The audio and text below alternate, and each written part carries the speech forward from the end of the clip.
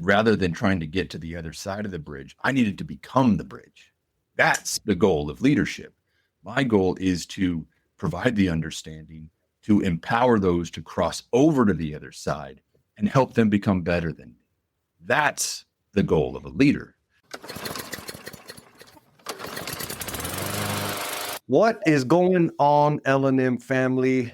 Back again. And this time I got somebody that kind of has a heart for the same kind of stuff I have a heart for, which is blue collar people, right? Folks out there that put their hands on tools and build and maintain the things that we do. He is the creator of the Middleman Mindset, which of course we're going to get into. And he's helping blue collar leaders lead themselves first, which I absolutely love. His name is Mr. Bryce Harem. He's the founder and owner of BTG Services, and we're about to get to know about all of that stuff. But before that, and if this is your first time here, you are listening to the Learnings and Missteps podcast, where you get to see super awesome people just like you sharing their gifts and talents to leave this world better than they found it. I am Jesse, your selfish servant, and we're about to get to know Mr. Bryce. Mr. Bryce, how you doing, brother? I'm good, brother. How are you? And I agree. Man. I agree. Jesse is the man. Yeah. He's the man.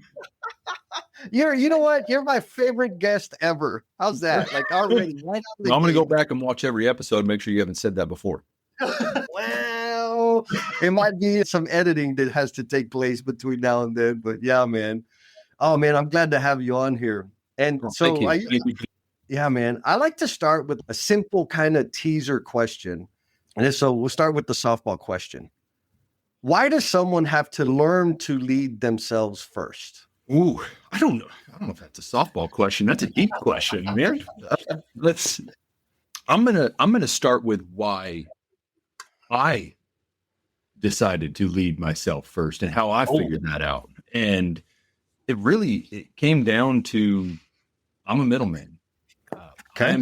I look at the middleman as somebody who answers to expectations from above, but is also trying to lead what I call as the bridge. You are the one who is trying to lead people below you, above you, and next to you.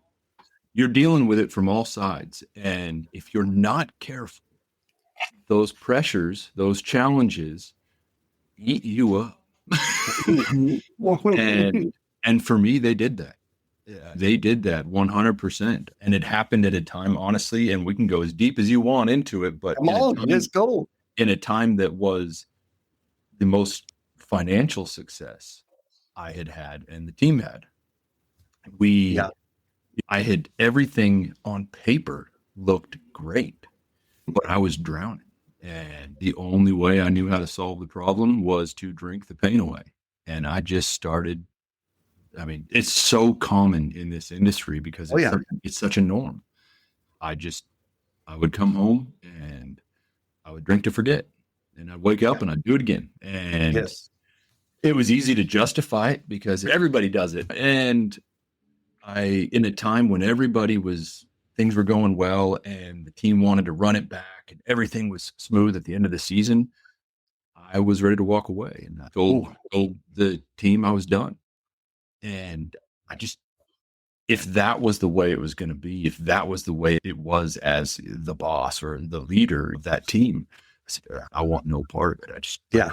I don't like the person I'm becoming if that's the case. And I took the weekend to think about it.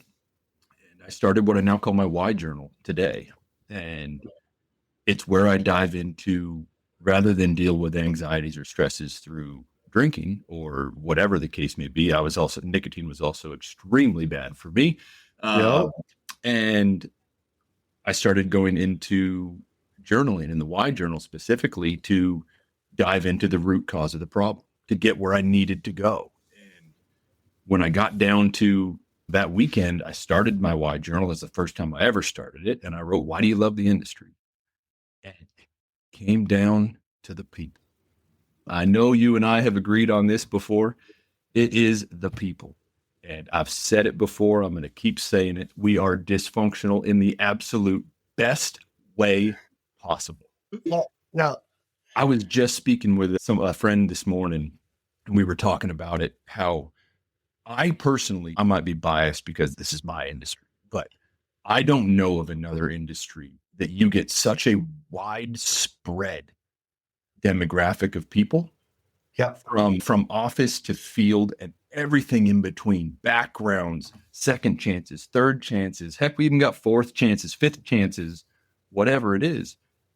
But it all comes together. Somehow we have to all come together to make it work. Yeah. And man, it makes for some fun. Oh, man, absolutely. So I decided to stay. I told myself, I need to stay. I'm here for the people. I got to stay. I got to be here. But I need to find a way to handle this, to fix this, what I call the foundation up here. And so I went back to the drawing board. And it's where I think a lot of leadership training honestly fails these days is if you get lucky enough to be taught how to delegate, how to train, how to set expectations and all those things, which are far in between in general. But if you're lucky enough, well, what happens when, pardon my French, but shit hits the fan? Yeah. Because it will. And if you don't have the things to fall back on, the habits, the whatever it is, the awareness, the reflection, those things to fall back on, it's going to tear you apart. And so in the middleman mindset, we start with lead yourself first, because you're going to face the pressures, you're going to face the anxieties, the stresses, the challenges. So we build from the foundation up, which is up here, going through how to reflect, how to get awareness, how to build the identity of what you want, and then the ongoing habits to actually structure that. And teams, time management. Oh, I love it. And I'm sure you get this question a lot. Like, I want to be in leadership. What do I need to do to be a leader? And my answer, I'm super basic. It's two things. Number one, you have to have a direction. Because if you don't have your own direction, you ain't leading nobody nowhere. Yeah. Like, period. And I give some flexibility. Like, even if it's a dumb direction, at least you have a direction. And as well as I do, that freaking direction is going to change a million times over the years. So just have a direction. Right. The second thing I say is you got to have followers, right? If you don't have a direction and nobody's following you, you're not leading. And so, which I think connects nicely to what you're saying. Like, you got to lead yourself first. Now, you mentioned a few things: journaling, self-awareness, time management. Yeah. Why are those things? What's the value of those things? Why do you think we miss those? Like, and you already know, I'm guilty of this too. I got promoted like crazy. And those things I didn't have that skill set until later in life. So why do you think it doesn't come naturally to us? And how much does that contribute to like your situation where you get to a point where it's forget all of this, it ain't worth it? Yeah, man. I think it's because honestly, it's humbling that you think you have to drop the ego to go and ask somebody for help. Well, you really got to drop the ego to dive into, why am I failing? Really understand where it's coming from. When I went through it, I came back and I talked to the team and said, I need to change the entire way I lead. And it's going to start with myself. And that sounds odd because a lot of people say, well, I'm not going to. The first thing we do is cut out the time for ourselves. Typically, I have 3 domains I put everything in, and this is part of that process of self, relationships, and work. Those are the 3 domains, and I work inside all of those with the time management blocking that I do. And the first one we always cut out. We make time for the relationships, or we make time for work, but then what are we sacrificing? And people will say, well, I feel selfish if I'm working out or I'm meditating or reading a book or journaling and doing those things. And it is the most selfless thing you can do. Yes. Because if you truly want to show up for your family, for your team, for your friends, relationships, whoever it is, you need that in order to show up at the best possible form you can. Yep. And I think for me, awareness is the boilerplate of all of it. I went 6 months just relentless reflection and awareness and really digging into, okay, why am I insecure about this? Why do I have these characteristics? Why is my default character this way? Does it stem from some traumatic event, or is it just who I am? I'm going to do the L&M family member shout out. And this one goes out to Mr. Jeff Riley. Mr. Jeff, I appreciate you. He left me a Google review because now I'm like official. I have a Google page where you can leave reviews. Anyways, he says, this was a great experience. It really gave me a roadmap on how to effectively improve work in the field. This was all taught with passion and enthusiasm that made an 8-hour day go by fast. Jesse is the man. And which Jesse? This Jesse right here. That's who he's talking about. And Mr. Jeff went through a full day workshop of sweat equity improvement. And so, Jeff, thank you, bro, for taking the time to leave that. And for the rest of you out there, y'all already know I love me some attention. And when you do take the time to leave me a review, give me a shout out or comment on some of the posts, it gives me an opportunity to shout you out in the future. And so I went all the way back into finding that out. And I have a controversial opinion that we are not able to change our default character. I believe what you have as your default character is your default character. However, you can pick the direction you want to go and you can change the course once you become aware of it. If you now, I've got a voice in my head that says, okay, well, this is my instinctive reaction to be this way. But who I want to be and where I want to go, that voice says, no, take a minute. You're going this way. And that's what awareness does for you. Oh, I love it. Have you ever read the book, Man's Search for Meaning? I have not. Dude, I'm going to add it to my list. It transformed my life. And there was one quote specifically that it totally changed. I was in the middle of my addiction. I wasn't in rehab yet, but it helped me on my path. Anyways, there's a quote. So it's written by Viktor Frankl, who's a Holocaust survivor. This book has got real heavy shit in it. Okay. So be ready. But the quote was this, and what you just said kind of stirred it up in my head. It says, there's a space between stimulus and response. And within that space lies our power to choose. And then it goes on to say, and when we exercise that power, we can make that space bigger. Of course, I'm not quoting it. This is the Jessified version of what the message was. You just gave me goosebumps, man. Dude, right.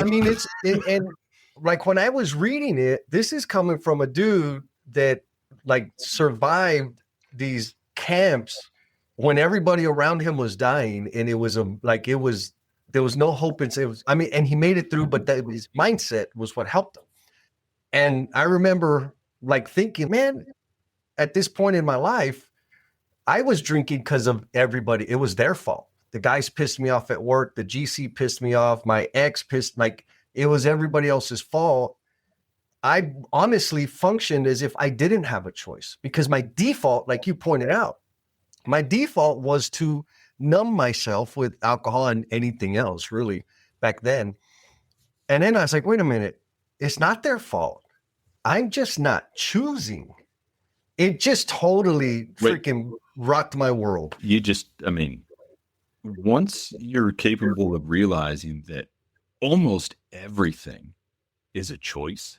Yeah, brother. That is one of the most freeing things you want to do. And you'll notice a lot of people, when you lack that awareness, when you lack that choice, that decisiveness of being able to say, okay, whoa, that's where you get into what I call the personalities that burn the bridge. When you get into the victim, even the micromanagers, the confabulators, all these things, if you have awareness, you can pull yourself back out.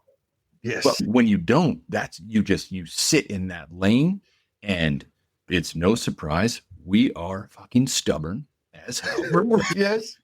And you're not going to change that opinion. Yeah. But the moment you actually say, okay, whoa, this doesn't feel right, or I don't like the way this is going.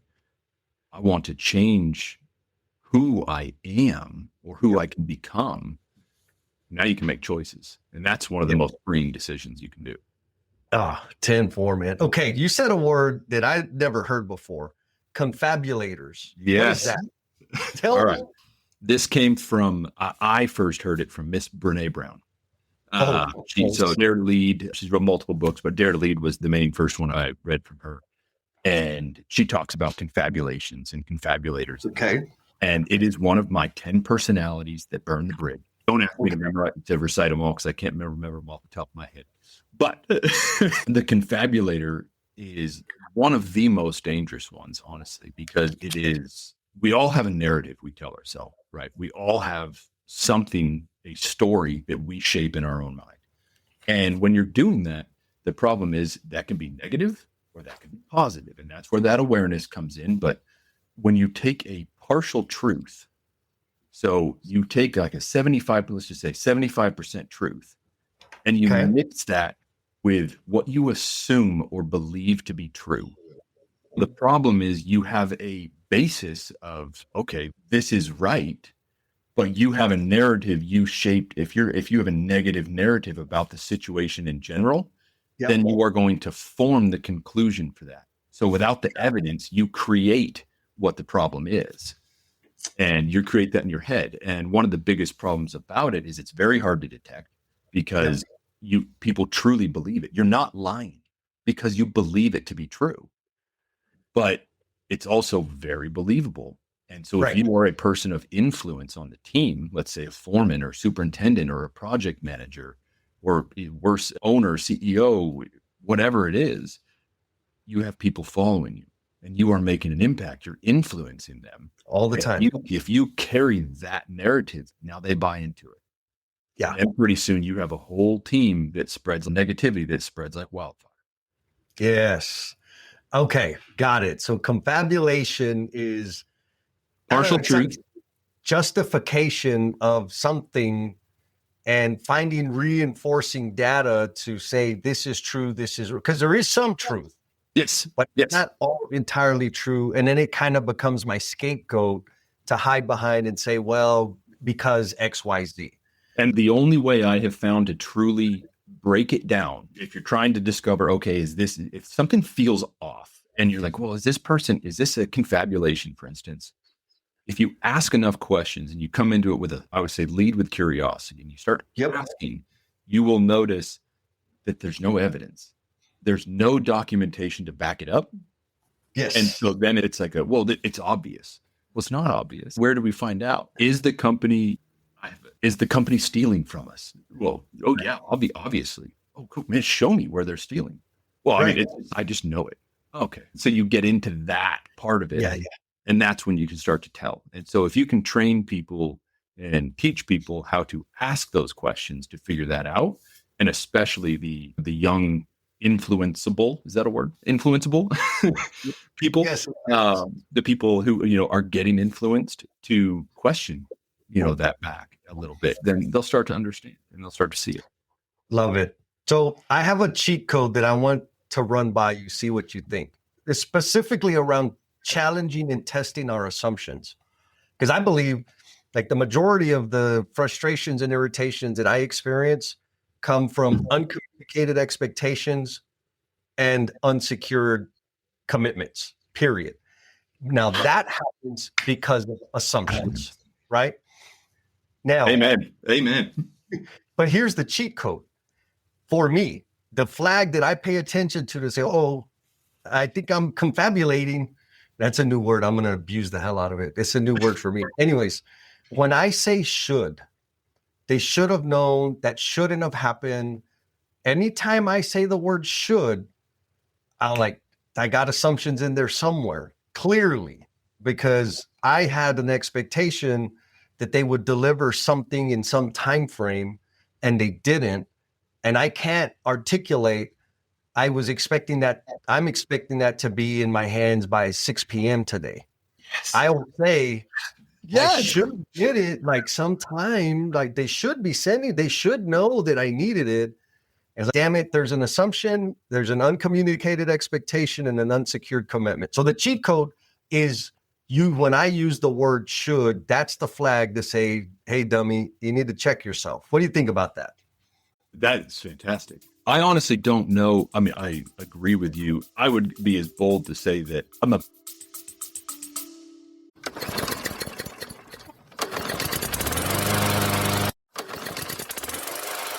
2026 is right around the corner, and I want to help you make this year the year you finally put yourself first. How? With the Self First Framework. There's a full half-day webinar that's going to give you the tools and the tactics to plan effectively, to finally make room for yourself in your schedule, and to execute daily so that you can dominate the day. I know 4 hours is a big commitment, so maybe you want a little more intel before you like go all in. And that's perfect because I got a sweet little webinar that you're invited to. There's a link down there in the show notes. Pick the date that works best for you. Sign up for the webinar and let's do the damn thing. big believer in not using absolutes. I don't really like to use all, never, can't, all those things, but 99% of the problems we face in this industry, especially the field versus office dynamic, if you're trying to bridge that, is based on assumptions. That if the reason that people hate or are unwilling to have the extreme uncomfortable conversations we have is because there was no expectation set, which makes the feedback chain so much harder. It's and that, I agree with you, and it's the same kind of thing. I even find it with my kids. It's like hey, go clean your room. Well, an hour later, I'm pissed off because he didn't clean his room. When it's, well, technically he has until he's 18 and moves out to clean it out now, because I never gave him a deadline. I never set that expectation. And it happens all the time in minuscule ways and large ways, but really it's the small ones. It's not the big problem. It's not the big assumption. It's the small assumptions that just stack up and compound over time. And nobody talks about them. No, we just let them build and confabulate, right? Because it reinforces my position. It helps me feel good that everybody else is wrong. It can't be me. Now, you mentioned Brene Brown, and I've read her books. I've read a few of her books, but I'm curious, why did you decide? Because most people are going to say that's a woman thing, right? Or dare to be like all the stuff that she does, and it's powerful stuff. But what was it that motivated you to consume her content? So I had when I went through what I kind of call my mental struggle, mental breakdown, really, that was in 2023. So not that long ago.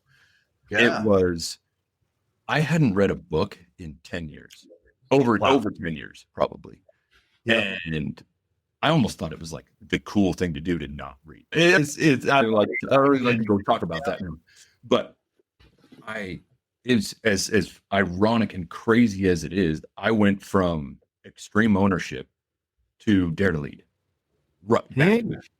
So, I mean, talk about polar opposite. Different perspective. Oh, yeah. And what had happened is even though I'm a millennial, I'm 37 years old, I was raised old school construction. Yep.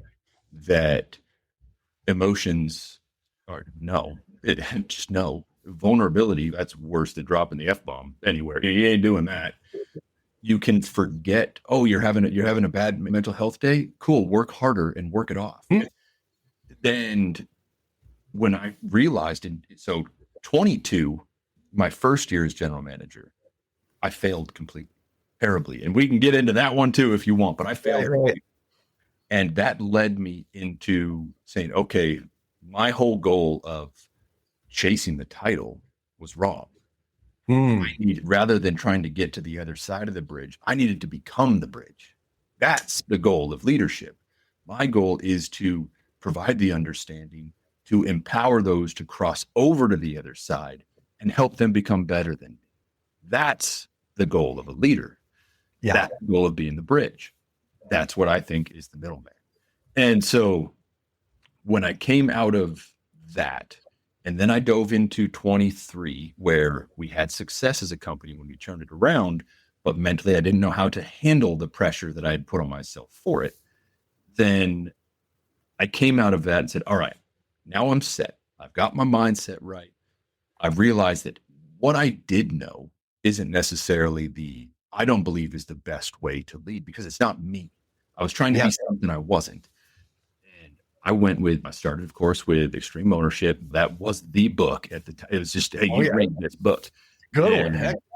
And it's fantastic. And I said, okay, this is fantastic. Everything on here I agree with. I'm locked in. I'm ready to go. I love it. I absolutely love it. What is something nobody would expect me to read next? Oh. And what is something I would never expect myself to read next? Okay. It's a challenge. Yes. And it went into Brene Brown, the queen of vulnerability, man. I mean, yes. And it is just talk about office versus field separation down. It is such a polar opposite book. Yep. But at the same time, I can tie them together. You can actually start to tie them together when you break into how Jocko and Leif go through their stuff. Well, they don't say it that same way. Right. Same thing. And I read that one, and honestly, that's it's probably one of my top 5 that I recommend to people, especially if you are a hard ass, tough ass, no bullshit leader and you think that it doesn't exist. I say, okay, cool, read this. And then come tell me how much armor you're wearing when you're done. Oh, yeah. Yeah, man. Good. I think you're the first person I heard that says, I read it because I wanted to read something that I would never read, because it's all about vulnerability and shame and the origins of it and how it manifests itself. And I'm like you, I'm reading that book. I'm like, was this woman, she been stalking me? Like, she's writing about me here. 70, I think I looked it up, 78% of called the mental struggles, the mindset struggles we have in this industry are around shame. 100%. And because we are a heavily male dominated industry, you tie in not just the stigma of being a man in construction, but also if you're a husband, if you're a father, it is the shame of not being able to provide. Am I good enough? I'm working 14 hours over here, but I'm missing the ball game over here. I'm missing this. The shame just destroys it. Yep. And the way she goes about that book, very softly, very respectful.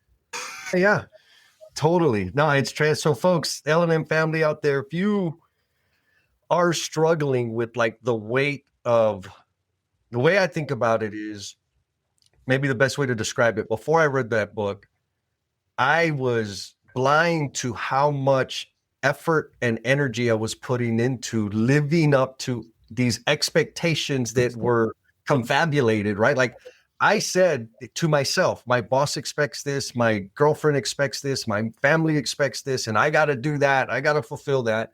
And it was all make believe. I made it up in my head. None of them, you know what they were asking for me? My boss was telling me, Jesse, you need to take time off because you're burning out.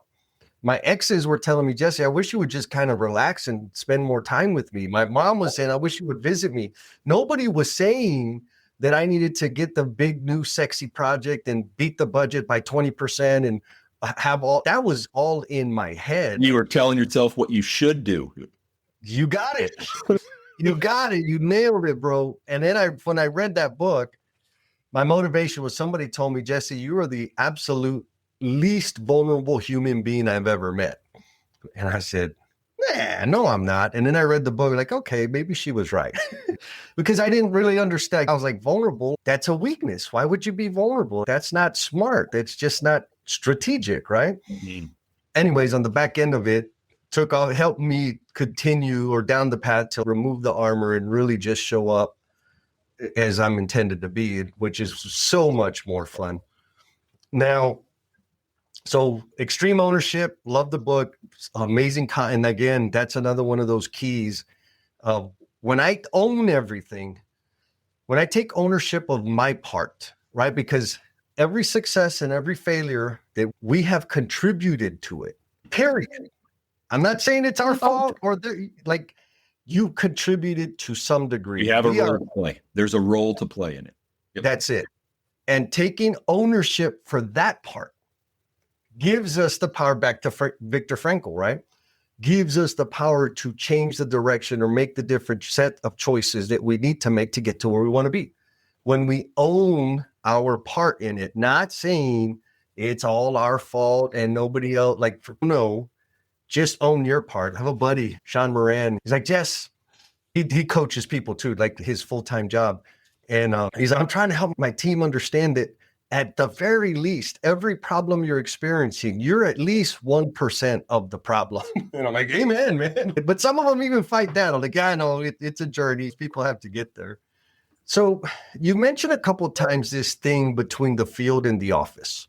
Yep. And there's some alliteration or some analogies in there about the middleman mindset, the bridge. What's going on there?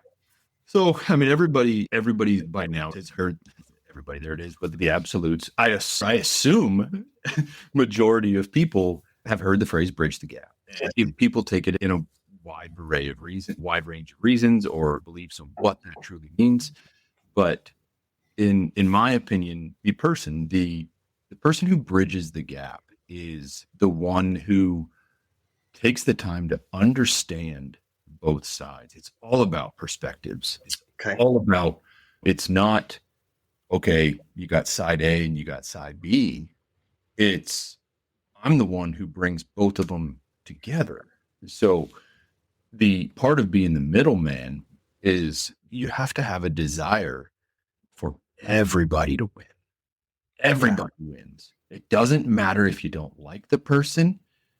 Everybody wins. Yeah. And if you can carry that in, that's where I say, okay, the middleman, which I would refer to as the foreman, the superintendents, the operations managers, construction managers, project managers, estimators, these people who are obviously a part of the team, they're not upper senior management or CEOs, owners. They answer to those people. But in my opinion, the middleman has the opportunity to have more influence than anybody else on the team. And they are the ones who's the first one to get the phone call when all shit hits the fan and all chaos goes? The middleman. Yep. Who's the one who speaks and negotiates and talks to the customer on a daily, weekly basis? The middleman. Who's the one who's around the team 95% of the time? The middleman. Yeah. It's the owner, the CEO, it's their job to support the team and give them the things they need to excel and empower them to perform to their abilities. But it's the middleman who drives it home. Yeah. And honestly, you say it's like the middle child. They're the ones who also get neglected. Yeah. They're the ones that say, okay, you're the best operator. Fantastic. We're going to promote you to foreman. Okay. What do I got to do? Oh, all you got to do is you're going to lead this team of 5 to 10 guys. Not a big deal. Here's the expectations. Maybe if you're lucky, you get those. And by the way, you're responsible for everything on the job, and it's going to be a lot of work. You're still going to have to operate, but we're going to go ahead and make sure you train, make sure you delegate, and let us know if you need anything. Communication's a two-way street. Right. Got it. And then they wonder why he quits in 3 months. Oh, yeah. But the person or the people who are willing to say, okay, let's take a field, for instance. I'm the superintendent. And you say, the office should be doing this. They should do that. They should do that. I'm using that because you brought up that word and I loved it. They should do these things. If you are saying that over and you have the awareness, you say, okay, I'm missing something. Yes. So now I'm going to go spend time on this side of the bridge and I'm going to figure out that perspective. Yep. And I'm going to walk my ass back across and I'm going to help my team understand in a way that relates to them and their one. And now you're building that bridge. It's us and them, not us versus them. Yeah. Yeah. Okay. So what I'm hearing is that the middleman mindset is the facilitator, the translator, the connector, and the empowerer. You're the one who, it is your job to, if you choose to do it, it is your job to make sure that you are taking however many people are around you. Say it's 5 people. My goal is that those 5 people in whatever timeline I deem correct are better than me at my job. Yeah. in the direction of where they want to go. And you mentioned something earlier about when people say, I want to be a leader, you need those things. One of my first questions I always ask, tell me about that. Tell me what, tell me why. What is, Yeah. and I'm very curious of what is it? And a lot of times when they don't really know, they say, well, I want to be the boss. I want to be in control. It's an ego thing, or it's money. Oh, well, the foreman makes $50 an hour, $45 an hour, whatever it is. And I'm sitting here making 25, 30. I want to make 40, $50,000 an hour. I said, oh man, I get it. This isn't for you. Right. Right. Why not? I don't get it. If that is your motivation alone, you're not going to make it. Yeah. Because money doesn't last in the long run. Yeah, money can be a part of it. Everybody should want to make more and gain. And I'm a full advocate of that. You should want to better yourself and better your life and your circumstances. But if you are tying it solely to money or wanting the power, like I did when I chased the title, Yeah.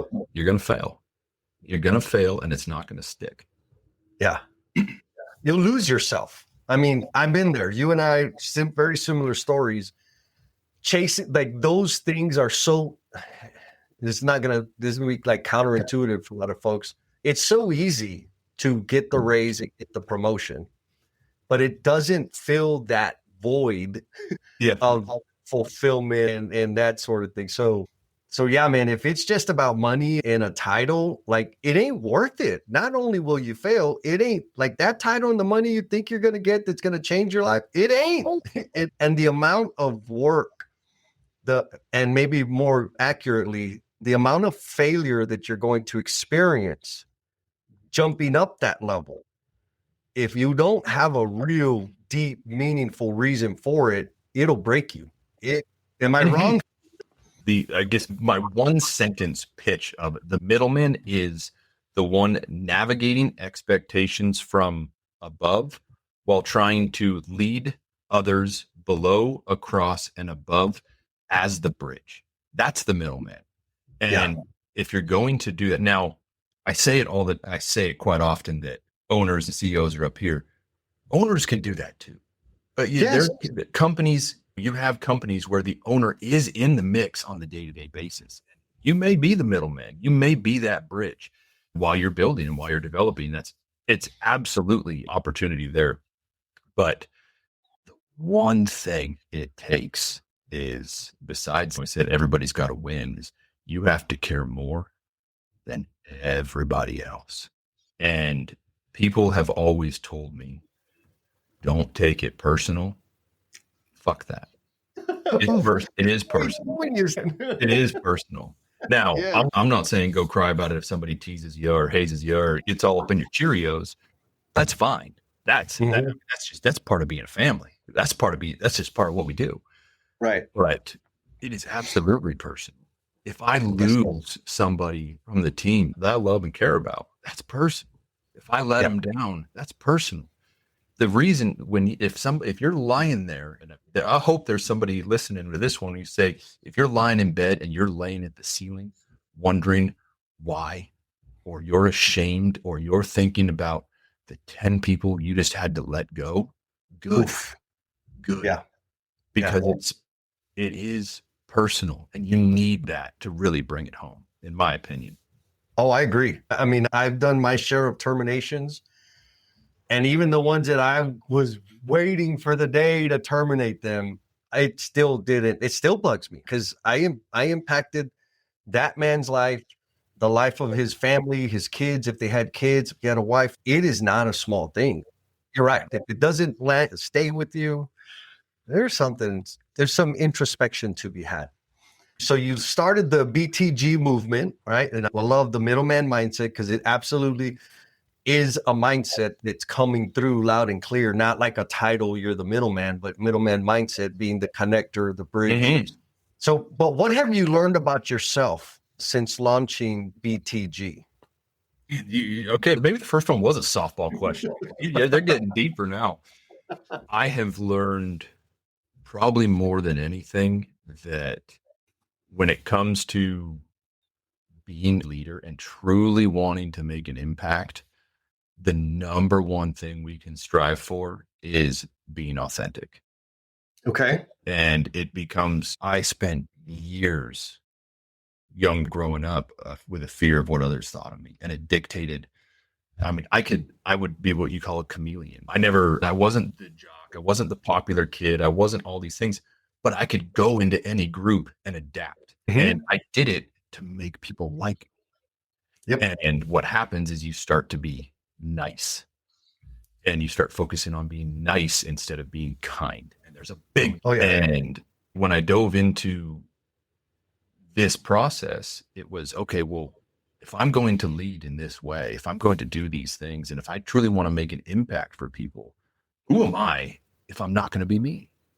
I'm the class clown. I like it. I like to be me. I like to be weird. I like to walk around in Hawaiian shirts. I like to do those things. Yep. And to hell if people laugh. And if anything, laughing at the expense of me as the boss, that's a win. That brings the team closer together. Right. So, but I think that's one of the main ones. Authenticity, really, that sells. That hits home. That's what people. I mean, that's what gets people right there. Is for better or worse, whether or not you agree with somebody, you respect somebody who is authentically. Yep. And the other one is truly finding out what your values are. Going into BTG and doing these things, I told myself, okay, if I'm going to dive into who is Bryce, who am I, what are the people I want, the type of people I want to work with, I've had to say no. I've had to say no. I got offered a opportunity to speak, share more of the middleman mindset, and honestly, it was to students a while back, a year ago, and they asked me to leave out the part where the industry is challenging and mentally it can break you. And I said, I can't do that. I can't leave that. Right. They were scared it would push these kids away from the industry. And I said, Yep. well, what's better that they find out now and they get that, and I can provide them the tools to handle it, or they find out 2 years from now when they enter the program as a project manager or an estimator or a field engineer, field, whatever it is, and they find out the hard way and they burn out and you lose them in a year because Yep. that's what happens. Yep. And I think that comes down to the authentic part is if awareness of truly knowing who you are, what you want to be, and what the goals are. You start to see that very clearly of no, that these are people, in my path that I want to be associated with. These are the people I want to work with. Yeah, man. Awesome. So getting clear on your values and learning to embrace authenticity. I did all of a sudden authenticity is like the fancy word, right? Everybody's talking about it. And I got somebody asked me, like, well, what does authenticity mean to you, Jess? I'm like, look, for me, it's just sharing the dirty details. Like, I don't invest any energy polishing shit. Like, it's the truth. It's stinky. It's ugly. It's great. It's awesome. It's just what it is. Like, I'm not going to hide anything. I'm not going to overproduce anything. Like, it's just telling the truth. And also, like you said, embracing myself. There are things that I like to wear. I'm a Hawaiian shirt guy. I like hoodies, this sort of thing. And it's just wear that. I don't need to have the polo button up because there was a period in my career where I like, oh no, I got to look the part. Yeah. Even though like I was living, but I felt like I was living in somebody else's skin. And that was suffocating, right? Like and the interesting thing is I was so concerned about standing out that I was suffocating myself. And I was worried about standing out because I thought if I did, I would not have experienced the kind of success that I wanted to experience. The interesting thing is when I finally said, hell with it, I'm going to be me and you don't have to like me. That's when the massive success and amazing experiences started. Are you seeing the same thing? Oh yeah. Oh yeah. Here. So one of my other favorite books, John Gordon, Energy Bus. And Okay. it's one of my favorite ones. And it is a key component to also being the bridge or the middleman is there are people who create energy and there are people who feed off energy. Well, Yes. find out how to be the one who creates the energy And how is, if you walk in a room with 10 positive people, do you naturally go positive? Okay, great. Now, if you walk in that same room and there's 10 negative people, do you find yourself, do you go negative, or are you trying to brighten the room? Right. And that's what people who are different or embrace who they are, you notice that energy. They create that. When everything, we have a core value from company I work with, it's embrace the suck. Yeah. And when you get into that moment, when everybody goes from, hey, things are going great, then everybody starts to drop, you can feel the weight. You can just, I mean, you can almost see the cloud where everybody's, and somebody sparks it into that moment where it's almost dysfunctional fun. It's good. Now it's okay. What else is going to rain? Perfect. Bring the rain. Bring it all. We're Yeah. ready. And it's who can do that? And as a leader, as the bridge, as the middleman, that's a responsibility you have. Is it's a light switch. Even if you're not feeling it, what do I have to do to show up and be that person for? Yeah, man. And again, it's a choice. Now, getting there is not easy, right? I wondered this. I love the life I'm having. Like, it is unimaginable the experiences I have today. But I wonder, would it be possible to be having the experiences, the impact, the influence that I have without going through all the sucky parts, right? Like, I know for me, the answer is no. I needed the sucky parts. It's what helped me get clear and understand. But I always wonder, I want, like, for my baby brother, my nephews, and my nieces, can they have the same level of fulfillment and impact on the world without all the sucky, without having to go through the sucky parts? What do you think? You're right. Creating the energy and doing that is very difficult. And it does take time. But I will say, if you want to start somewhere, start with gratitude towards the worst things in your life. Start with gratitude. And for two years now, I have started what I call a gratitude journal. Yep. Every night, it is one sentence. It's all it takes. Down something about how far I've come, or thankful for that miserable time in my life because it put me here. Yep. I read that. And again, it's a choice of the narrative you want to tell yourself. Yes. If you want to change the narrative from resentment to gratitude, then do it. And you do it by writing it down, making it and putting it in front of yourself and reading it out loud and being there. And you will notice that shift will change. Yeah, 100%. I've met this guy in the 12-step meetings. He would say, I'm grateful for everything I have and everything I don't. And I hear him. It was early on in my sobriety path, right? And so one day I'm like, hey, man, what the hell does that mean? What do you mean you're grateful for the things that you don't have? And he's, oh, that's easy, man. I'm grateful that I'm not sleeping in a 8x6 room anymore. So I don't have the old bed that I used to have. And I'm like, why would you be in an 8x6 room? He's like, jail. I was like, oh, he's like, I'm grateful that I don't have to eat at 7 a.m., 12 p.m., and 5 p.m. every day, whether I like it or not. And I'm like, I understand. So it was his form of being grateful for the hard times, because he's a jolt, like, again, of being appreciative of what the hell you actually have in the moment. So the hard times, I would say, add value to the good times. So maybe I just answered my own question, right? Without the hard times, how could I even value I think the you need them. level of amazingness that I have now? Oh, I think you need them. There's that quote, pressure is a privilege. Right.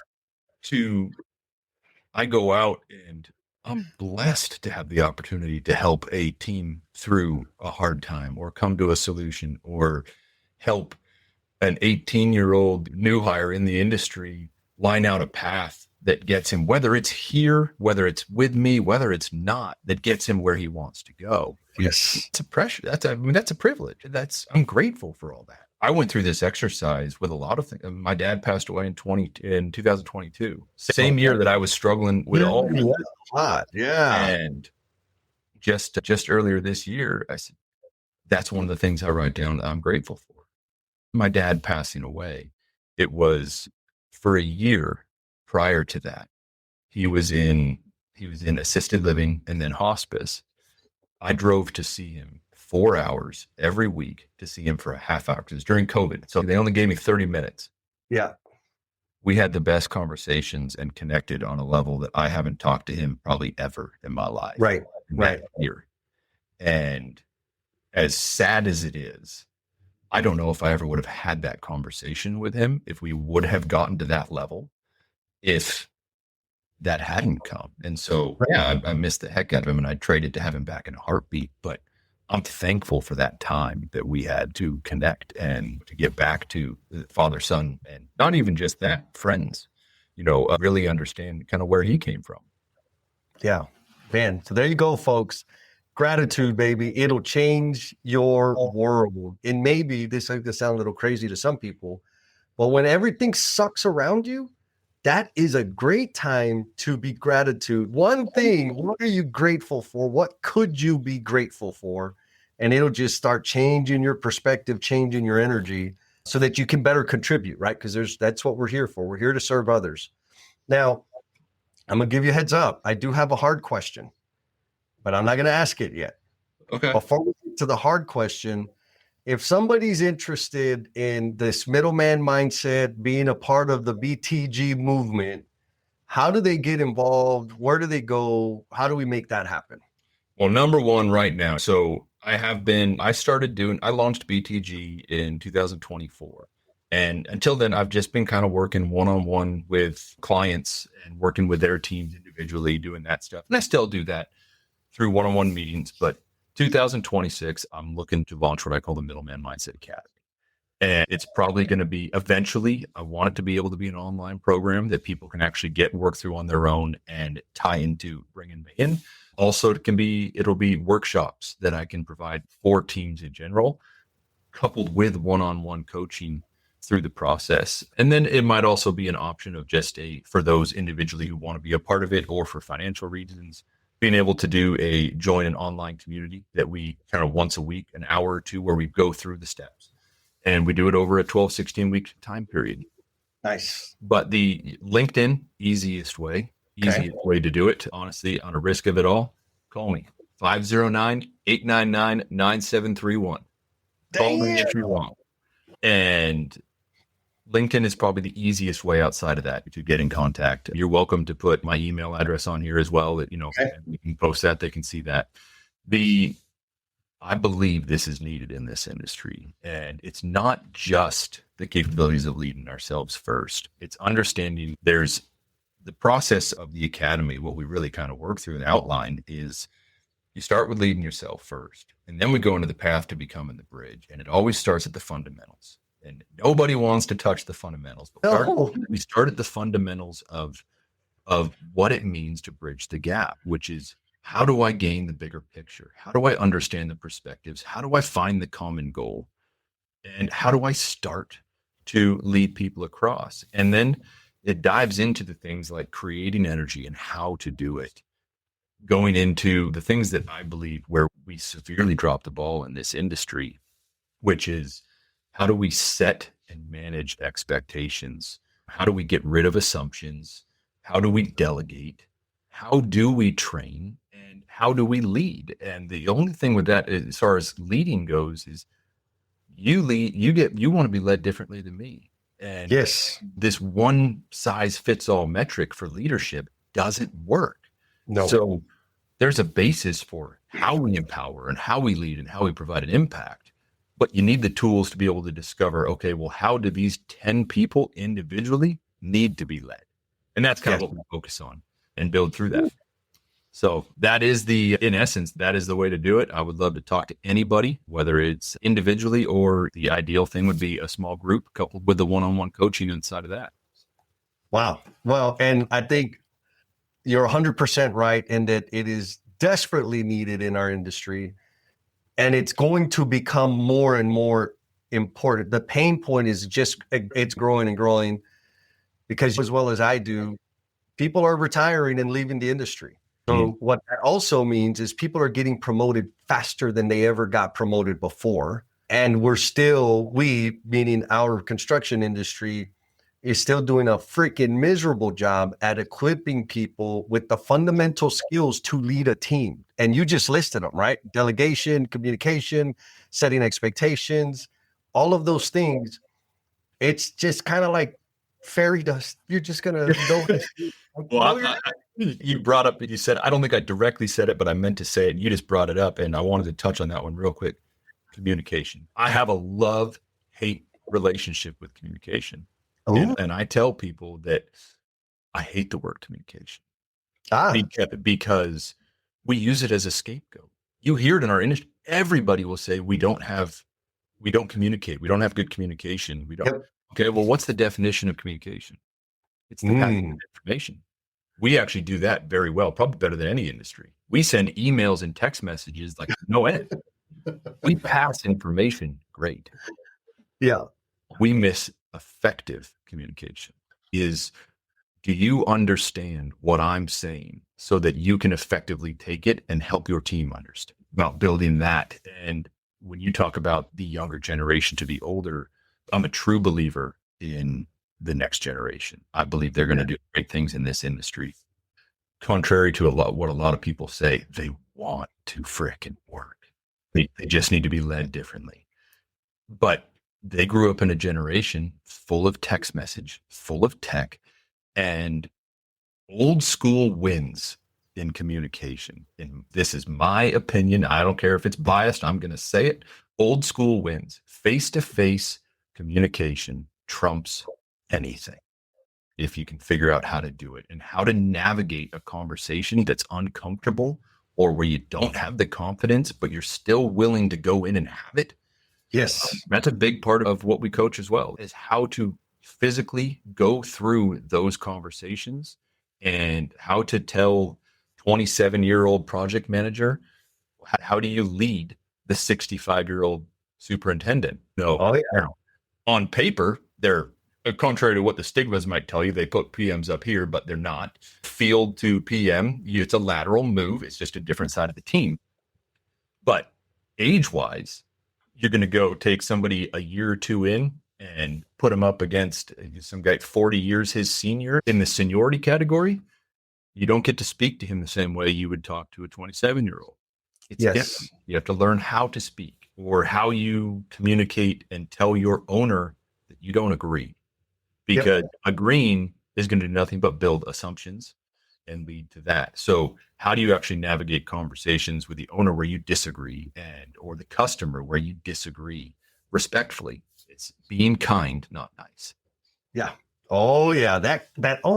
Two things. And I'm with you on the communication thing. We're experts at making mouth noise and calling it communication. But if the person didn't receive communication did not happen. And I think even more importantly, as a leader, if you can't listen and all you do is make mouth noise, that's why your people are saying we have a communication problem, because part of communication is freaking listening. Okay, I got a question for you. Yeah. You said receiver shares the burden of the responsibility in your opinion when it comes to effective communication. Is it the sender or is it the receiver? Me. And so let me expand. When I am communicating that, like I need to give a directive or share some information, update, whatever, it is my responsibility to ensure that they understood what the deliverable needs to look like, what the time frame is, and that we're clear on that they have the resources necessary to fulfill the request. That's my job.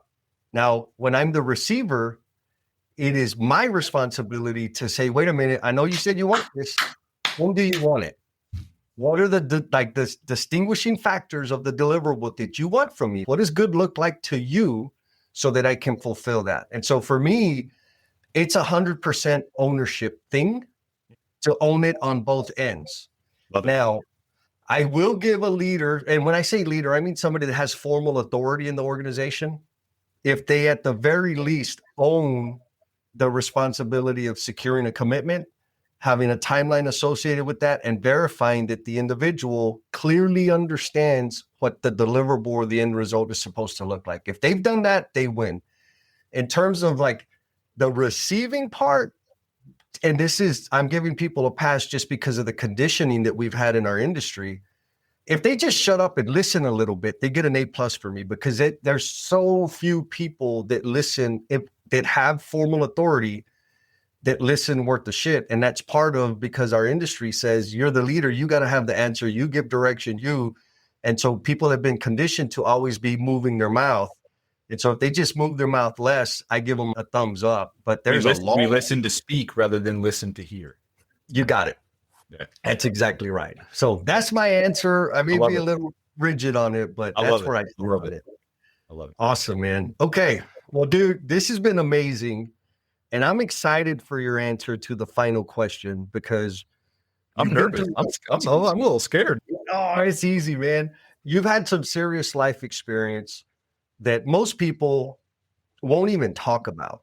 And not only do you talk about it, but you've built this whole system to help other people avoid that, or at least work through that.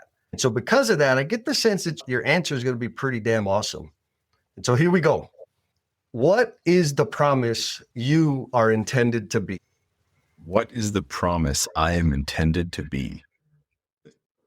I mean, it as the only, because I believe in it so much, I've got to say, I'm intended to be the bridge. I'm intended to be that person. And it sounds corny when I said it. I started saying it 2 years ago. I believe God put me on this earth to be that bridge, to make an impact. And it was hard to admit that. I mean, it's easy to say it. It's hard to allow yourself to truly believe it and feel it. And James Clear talks about it a lot in Atomic Habits of identity. And I use a big portion of that, of what he talks about in there is a big portion of leading yourself first. And because it starts the ABCs: awareness, belief, and compassion. That's what I call the ABCs of a bulletproof mindset. Okay. And you get the awareness, and then it comes down to, who am I truly meant to be? Who am I truly meant to be? And you have that picture and say, okay, I'm meant to help people. I'm built for more than just being this person. Okay, well, now instead of saying, I want to be that person, no, I am that person. Now it's who I am. It's my identity. I am the bridge. I am the coach. I am the leader. I am the husband I'm supposed to be. I am the father I'm supposed to be. And if you can shape that identity and learn to talk compassionately to yourself, we're our own worst enemies every time. We beat ourselves up nonstop. That if you can learn to give yourself a little bit of grace, like you would maybe a friend if they came to you in a struggle, you'll find that you'll work towards that path. Once you have those things, you can work towards that path. And it starts with identity of who I am. This is who I am. This is my promise to me. I'm there. I'm that person. Yes. 10-4. I knew it, man. Gangster. I love it. Dude, did you have fun? Oh, I had a great time, man. Oh, I could keep going. Yeah, I know it. Me too. We're talking about communication and identity. Oh, these are all subjects that I love to nerd out about, man. This is good stuff. I love it. I loved it. I appreciate it, man. I appreciate it, brother. This has been absolutely fantastic. Hell yeah. Thank you for sticking it out all the way to the end. I know you got a whole lot of stuff going on. And in appreciation for the gift of time that you have given this episode, I want to offer you a free PDF of my book, Becoming the Promise You're Intended to Be. The link for that bad boy is down in the show notes. Hit it. You don't even have to give me your email address. There's a link in there. You just click that button and you can download the PDF. And if you share it with somebody that you know who might feel stuck or be caught up in self-destructive behaviors, that would be the ultimate. You sharing that increases the likelihood that it's going to help one more person. And if it does help one more person, then you're contributing to me becoming the promise I am intended to be. Be kind to yourself, be cool, and we'll talk at you next time. Thank you for sticking it out all the way to the end. I know you got a whole lot of stuff going on. And in appreciation for the gift of time that you have given this episode, I want to offer you a free PDF of my book, Becoming the Promise You're Intended to Be. The link for that bad boy is down in the show notes. Hit it.